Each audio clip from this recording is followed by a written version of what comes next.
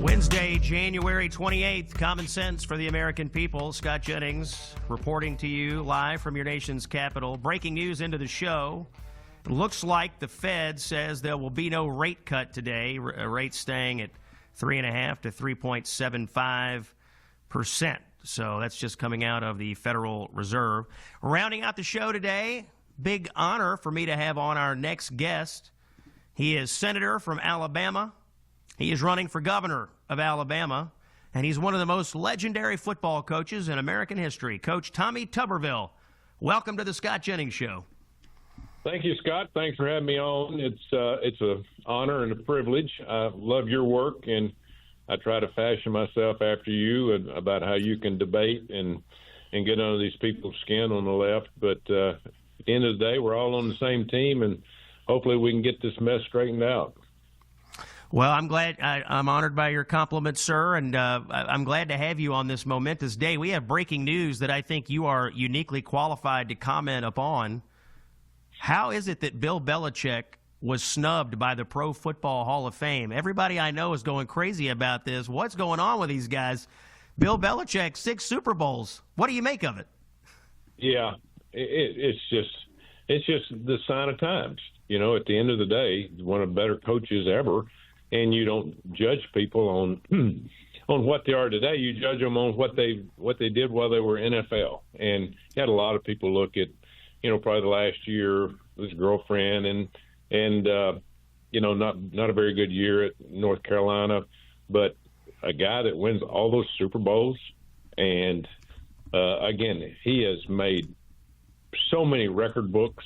It's a disgrace, and the people that are on that committee that did not vote for him should step down immediately because they have no business being on there. It's just I hate it for him, but I hate it for the NFL. Our NFL is in a tailspin, and they had been in a tailspin for 20 years since Colin Kaepernick took a knee and all this woke nonsense. And now I don't call this a Super Bowl with this rabbit or the bunny guy or whatever he is at halftime. I call it the woke bowl.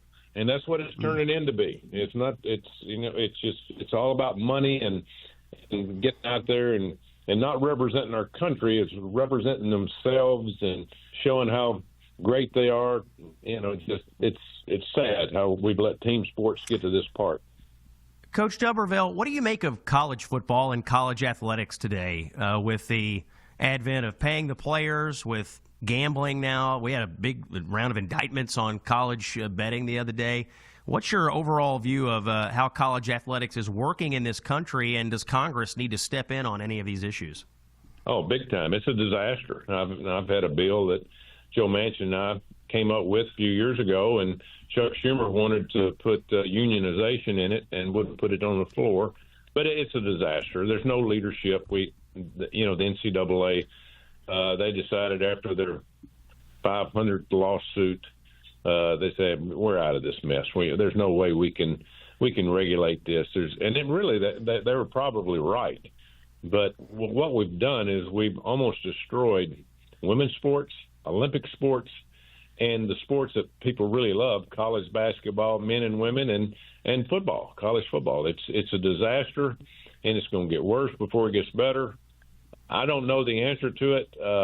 I cannot stand the attitude of there's no education to it anymore. You have kids that are transferring every year. And if you transfer one time, you're very lucky to be able to get a degree. But it's just, Scott, it's just off the deep end. It's kind of like the rest of our country. We've lost our mind. There's no basics anymore. And again, we've got to stand up to the people that say, hey, we want all this money. Say, listen, this is not about money. This is about education. I don't mind them making money, but don't destroy education for thousands of other people.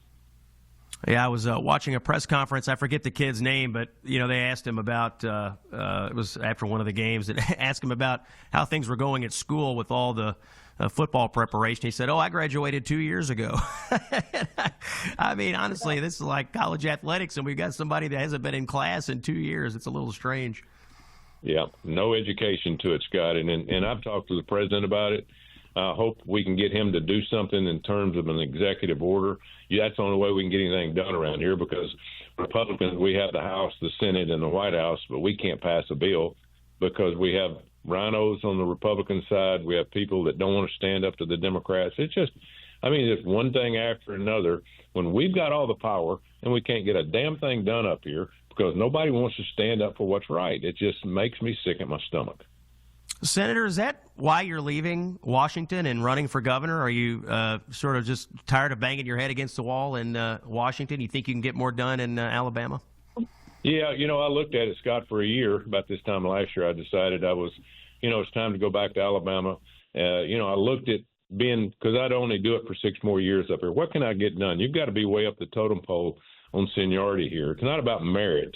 It's about seniority, and that's one thing that I dislike about the Senate. I don't know why we don't do things on merit. We should do that all over the country. But I looked at the governor's race, and I talked to the president about it. He's sending more power and the money back to the states and giving the states more leeway of how you want to run your own state. And I told the president that, and he agreed with me that it's if you want to do that, you'll do good at it because you've put things together, you've made tough decisions.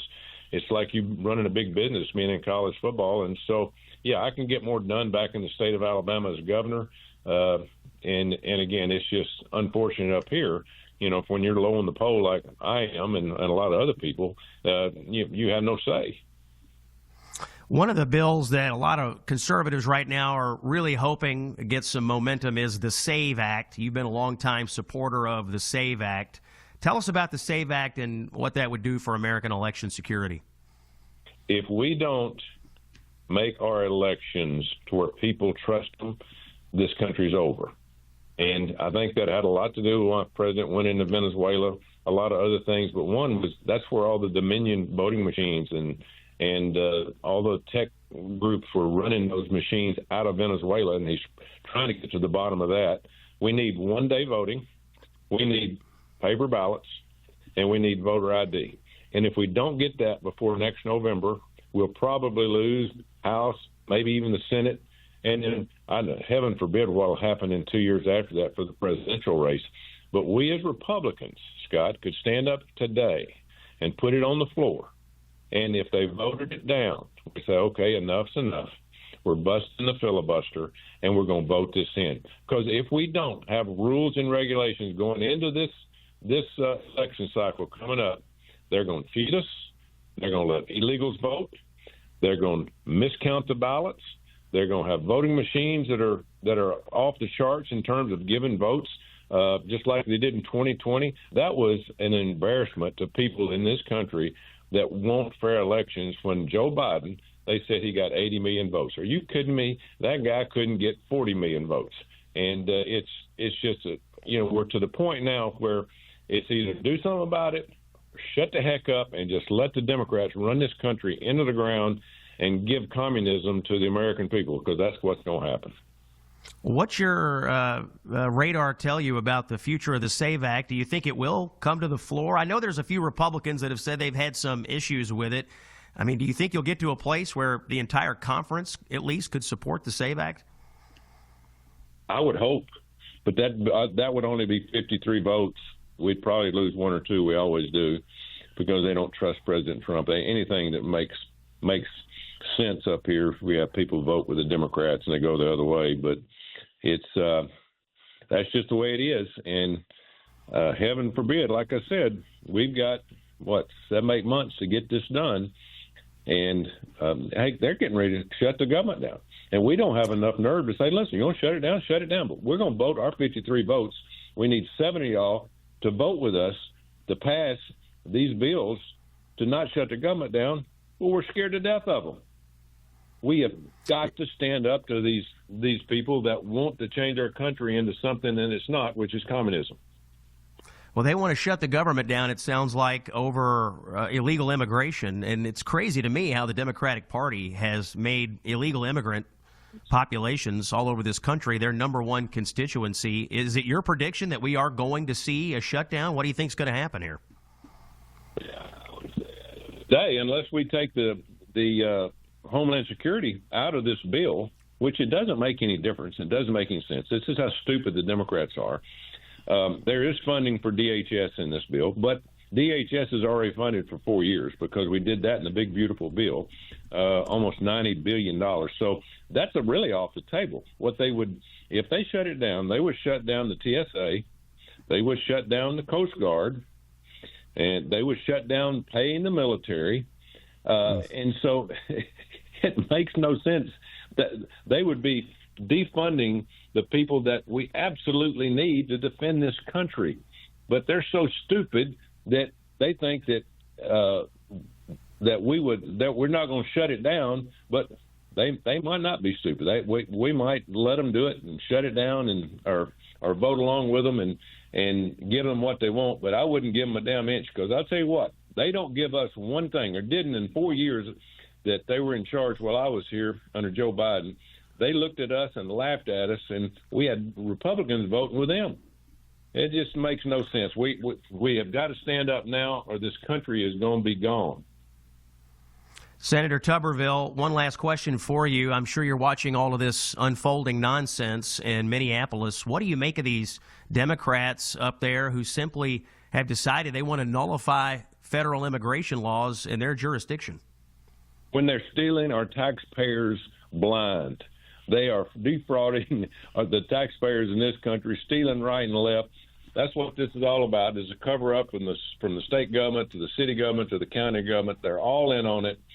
And they've got this lady, Ilhan Omar, congressman up there from a third world country, who probably should be in jail because she falsified whatever to become a citizen.